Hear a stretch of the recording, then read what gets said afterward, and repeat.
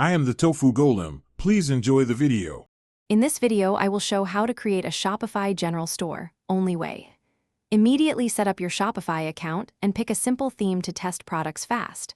Focus on clear collections, concise product descriptions, and crisp images to build trust quickly. Add shipping profiles, tax settings, and a basic return policy so customers feel confident. Keep testing one product at a time to learn what actually sells and scales.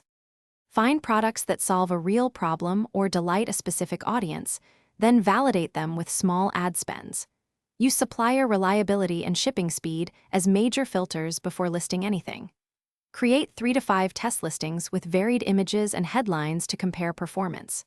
Track metrics like CTR, add to cart, and conversion to choose winners, then scale gradually while refining creatives and descriptions. Optimize every page for clarity and speed to convert more visitors into buyers without raising ad spend. Add trust badges, honest reviews, and concise benefit-focused bullets above the fold. Streamline the checkout to require minimal information and offer guest checkout options. Test different price points, bundles, and a single upsell to boost average order value while keeping the experience smooth and trustworthy for returning customers. Thanks for watching. Consider subscribing if we helped you today.